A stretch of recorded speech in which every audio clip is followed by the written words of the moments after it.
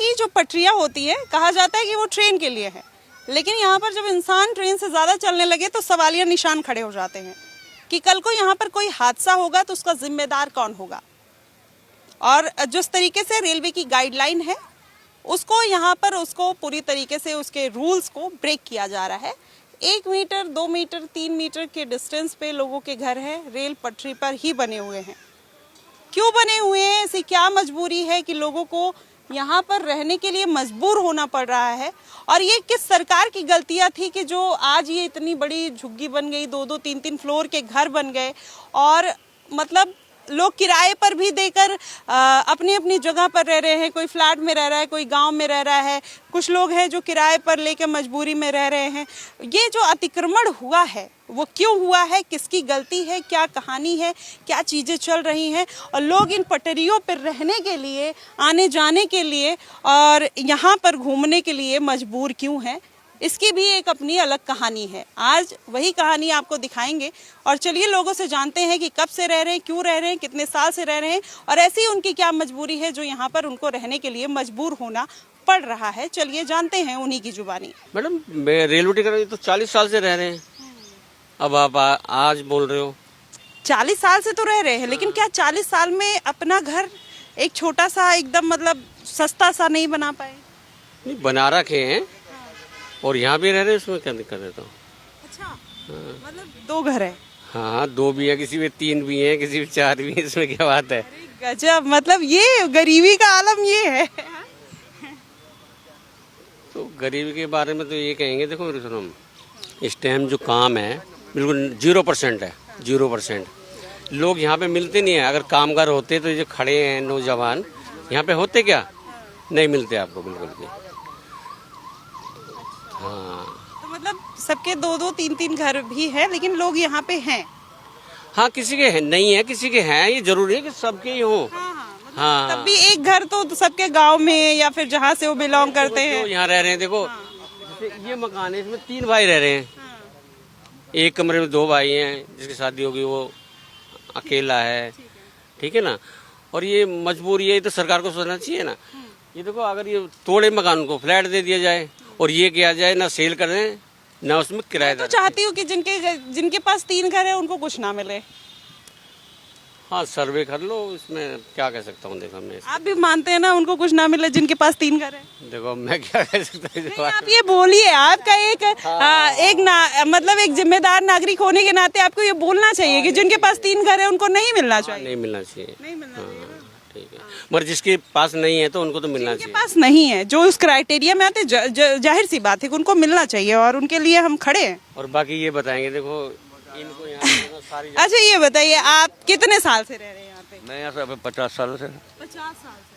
50 साल से यही, मतलब क्या ऐसी मजबूरी थी कि आपको यही पूरा बुढ़ापा बिता देना पड़ा? ये है कि यहाँ का इलाका ठीक है, ये राय हो रहा है, ये ट्रेन की बस रही, मेट्रो हो रही, यहाँ सगली सुविधा है। अब कहीं लोनी साइड में जाकर रहेंगे, वहाँ कोई सुविधा नहीं है, ना कोई काम है ना धंधा। यहाँ तो हर चीज़ का काम है। मंडी में चले जाओ, बेलदारी कर लो, कुछ भी कर सकता आदमी बैठ कर काम यहाँ से हो। दूर जाकर काम नहीं होगा कहीं भी। रेलवे ट्रैक पे आपको सुविधा लग रही है? हाँ, रेलवे सुविधा ये जो यहाँ रह रही है 50 साल से, तो सुविधा यही है हमारे लिए सब सगला। अच्छा, ये जमीन किसकी है आपको तो पता? कोई पता नहीं किसकी है। ये किसी की नहीं है, ना किसी डीलर की है, ना MCD की, ना DDA की है, ना रेलवे की है। ये रेलवे की भी नहीं है। तो आपने अपनी बना ली? हमारी है, जब हम बैठे तो हमारी है वो तो। सरकार की नहीं है? सर जब हमारा कब्जा सरकार का कैसे हो जाएगी? आपकी उम्र कितनी होगी? मेरी उम्र हो गई है 77 साल।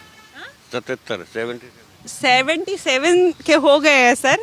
मतलब वो सरकार की जमीन को भी अपना ही मान के बैठे हैं। सरकार होती, सरकार रहती इसमें, हम रह रहे तो हमारी है कि मैडम। अच्छा, अब मैं यहाँ बैठ गई हूँ तो मेरी हो गई? यहाँ पे मैं बैठी हूँ, मेरी हो गई? हाँ, तुम्हारी है, तुम्हारी हो जाएगी। तुम यहाँ बना लो, तुम्हारी हो गई। अच्छा, खाली पड़ी, लोगों ने बना लिए। ये होता है सबका साथ सबका विकास। जो खाली पड़ा है बना लो तुम्हारी। मतलब ये कितना अच्छा है कि देश में कहीं भी जमीन खाली हो, बना लो वो तुम्हारी।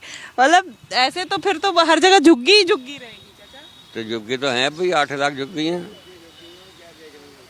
प्राउड होता है 8 लाख झुग्गियों में रहना?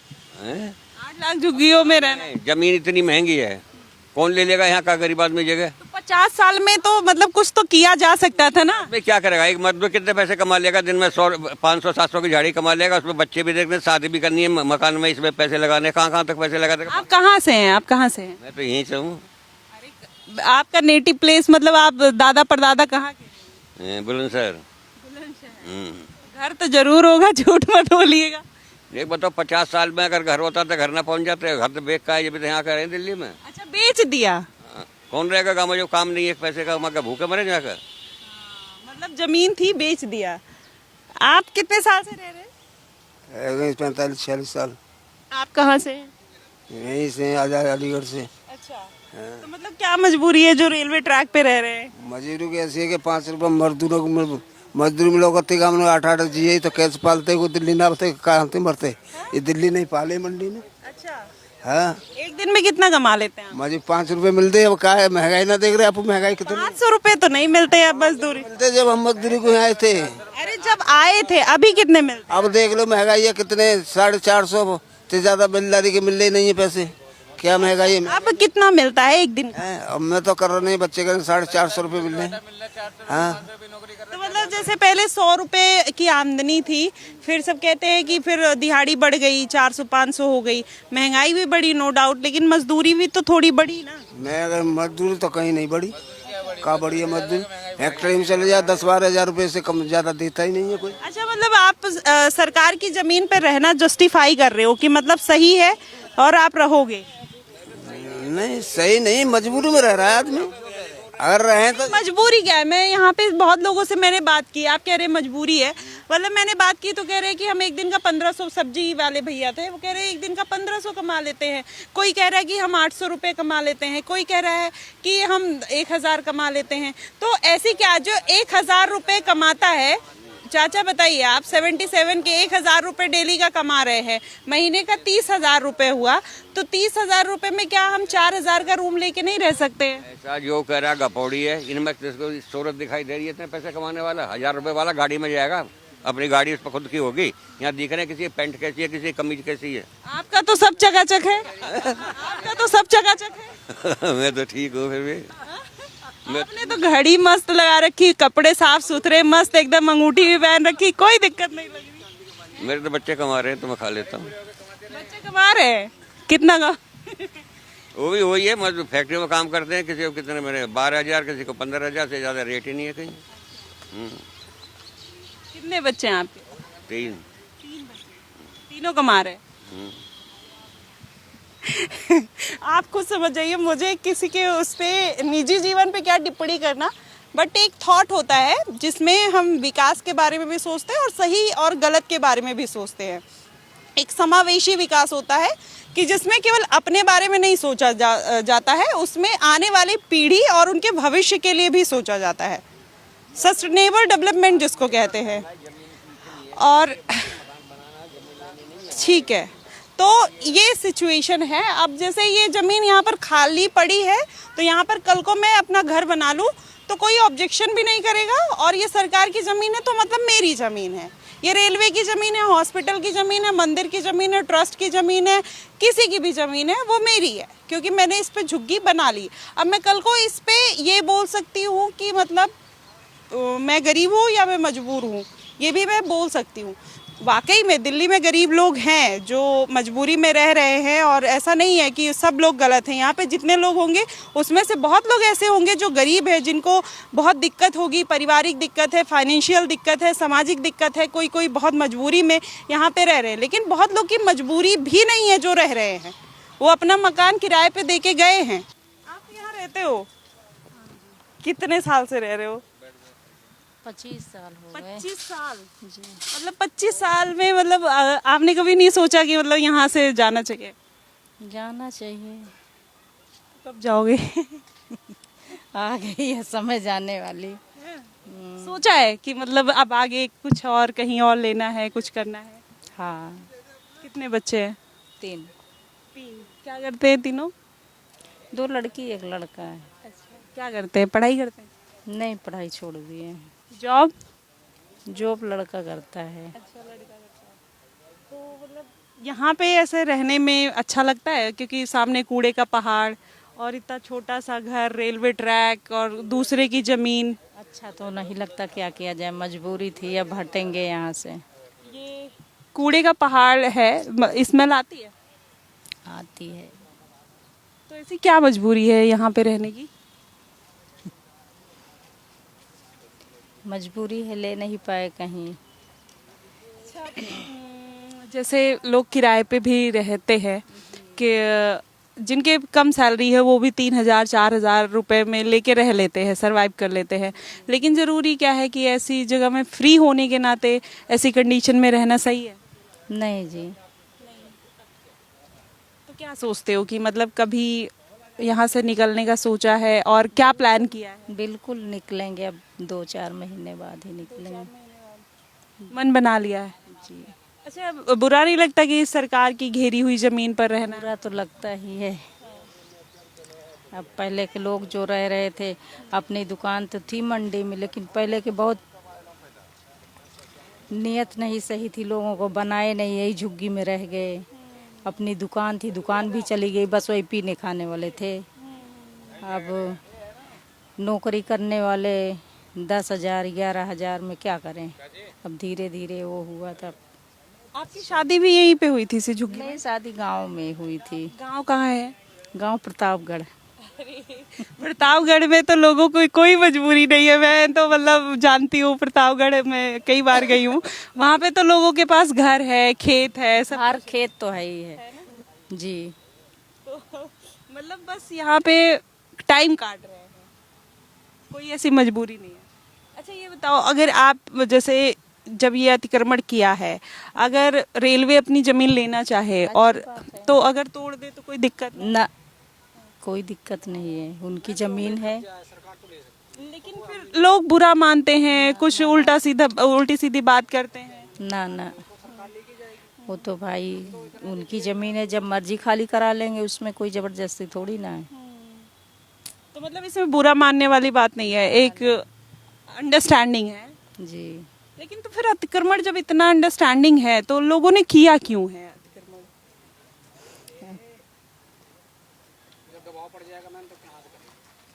और क्या। तो यहाँ पे कितने कमरे हैं इसमें? किराए पे हूँ मैम। किराए? अच्छा, मतलब सरकार की जमीन को भी किराए पे दे दिया? किराए पे हूँ। कितना किराया लगता है? 2,000। न पानी, न लैट्रिन बाथरूम। और इसका मालिक कौन है? मालिक रह रहा था, गांव चला गया, किराया मंगवा लेता है। अच्छा जी। तो यहाँ पे अच्छा कितनी फैमिली होगी जो किराए पे रहती होगी? बहुत लोग रह रहे हैं किराए पे, हमें थोड़ी ना। मतलब सब लोग अपना घर बना के और किराए पे दे के चले जाते हैं? रह भी रहे हैं, चले भी गए हैं। अच्छा, ऐसे देश की व्यवस्था या हालत सुधरेंगे कभी? जैसे आप देखते होंगे, आपके भी बच्चे हैं, आप भी चाहते होंगे कि डेवलपमेंट हो, विकास हो, लेकिन जिस कंडीशन में यहाँ पे लोग हैं अभी, क्या लगता है उससे विकास होगा? बहुत गंदा इलाका हो गया है, यहाँ रहने लायक नहीं है। कोई बात नहीं, और भी लोग हैं, इनसे जानते हैं। अभी भैया कुछ पीछे से कह रहे थे, आप क्या कह रहे थे? मतलब कब से रह रहे हो? मैम हम तो यहाँ रह रहे हैं 2000, फिलहाल पिताजी रहते थे, हमारी पैदाइश भी नहीं हुई थी। 1995 की पैदाइश हमारी है। तो पापा भी रहते थे युग्गी में। देखो, जो सरकार की अवैध कब्जा है वो सरकार ले सकती है, उसके जो कोई दिक्कत नहीं है, सरकार भी उसको भी ले सकती है। हमारी उसमें ना हम रोक सकते हैं ना कोई भी रोक सकता है। हमने इतना सरकार ने दे रखा था, इतने दिन ले लिए बहुत है। और फिलहाल हमारे यहाँ तो अब बार मोदी यहाँ पे हमारे योगी बाबा आए, फिलहाल तो हम तो ये मना रहे हैं। और भी योगी बाबा ने कोई दिक्कत नहीं है। ये बताओ, जैसे आप लोग रह रहे हो, मतलब जैसे अब सरकार यहाँ पे जमीन ले ले, आप, मैं या किसी पार्टी की बात, किसी सरकार की बात नहीं कर रही हूँ, लेकिन ऐसी कंडीशन में रहना, रेलवे की जमीन पर रहना, सबके लिए खतरा बना होना, उसके बाद भी रहना। बात में मान सकता हूँ, मगर आदमी मजबूरी की वजह से तो रह रहा है।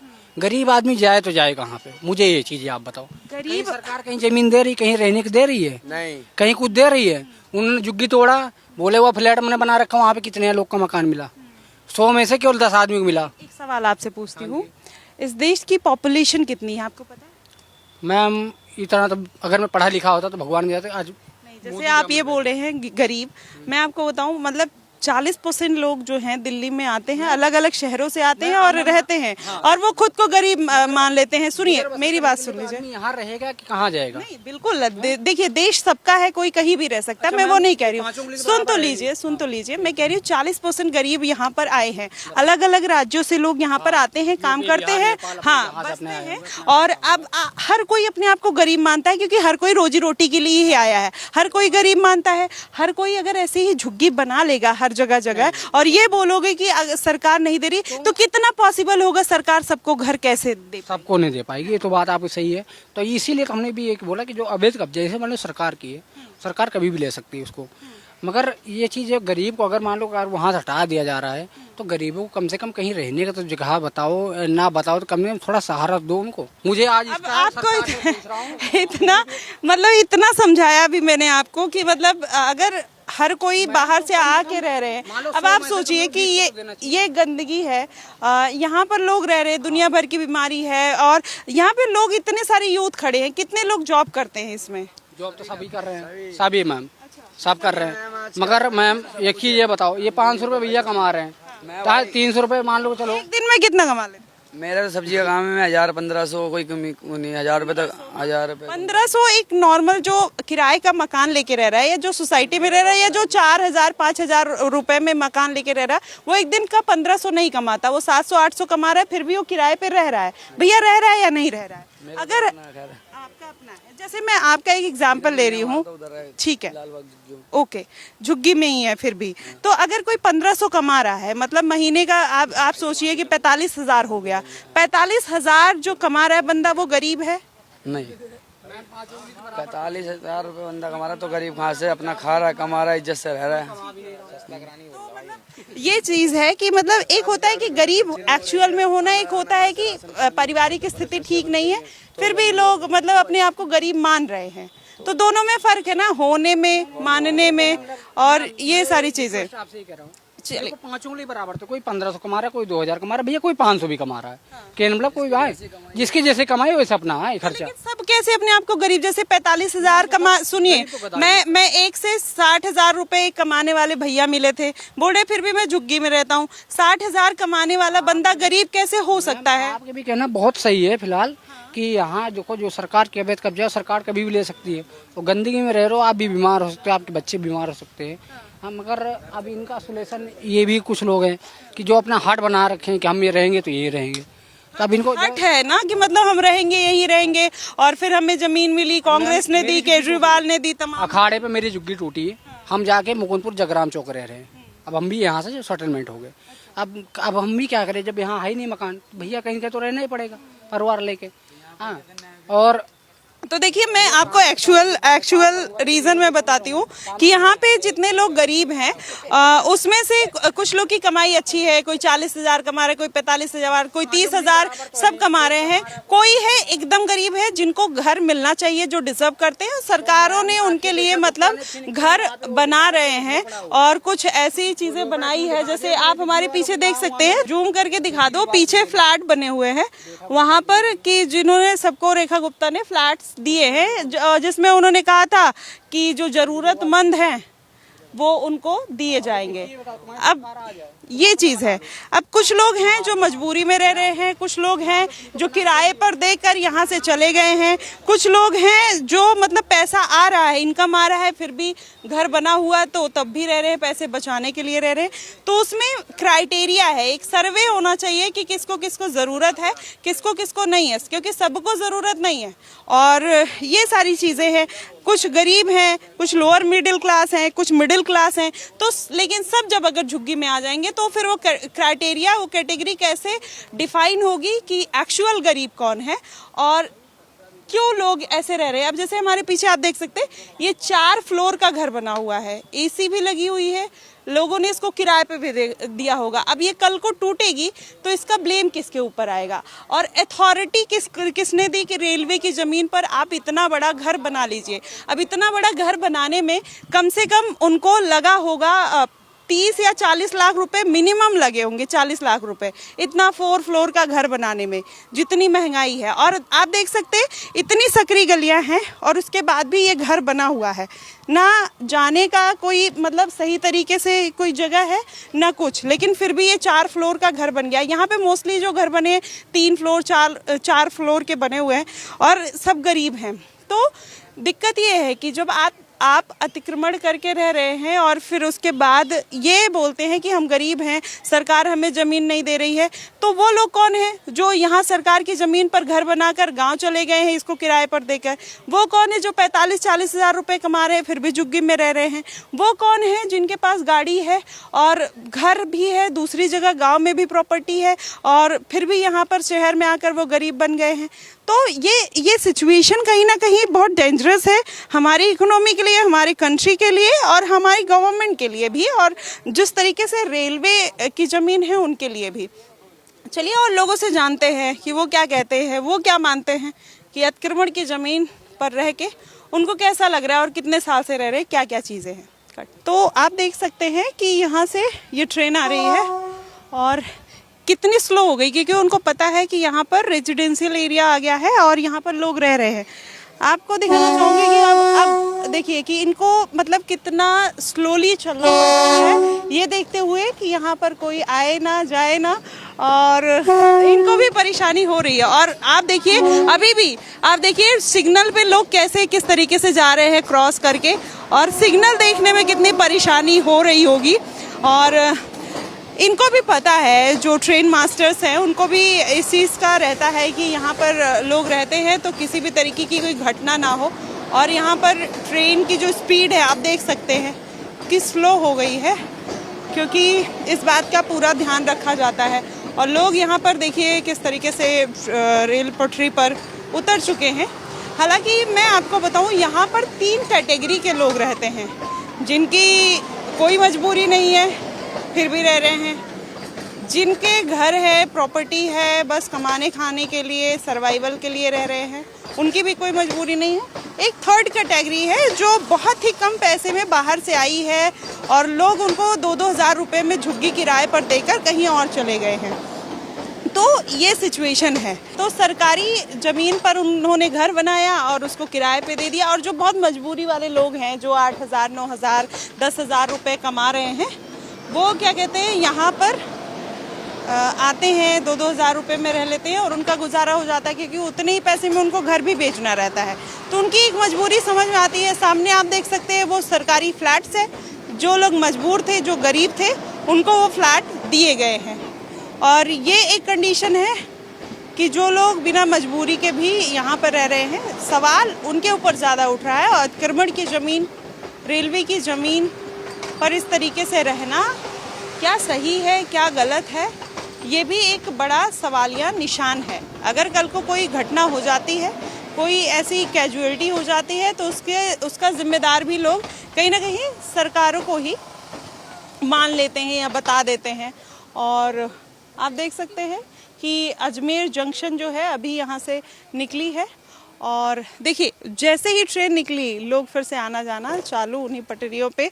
अब वो समझ लीजिए एक रोड का काम कर रहा है और लोग उस पे से फुटपाथ की तरह आएंगे जाएंगे, आप देख सकते हैं। तो ये है अभी सिचुएशन जो दिल्ली की आज़ादपुर मंडी है, वजीरपुर कहा जाता है, यहाँ पर लोग इस कंडीशन में रह रहे। ये क्या है, मतलब यहाँ पे क्या बना हुआ है? ये कुछ नहीं, ऐसे टाइम पास कर रही है बैठने के लिए। और यही रहते हो झुग्गी में? हाँ, झुग्गी में रहते हैं। कितने साल से? अभी आया हूँ मैं। अच्छा, अभी आए, झुग्गी घूमने आए? बढ़िया लग रही देखने में? हाँ, अच्छा लगता है, गाड़ी निकलते हैं।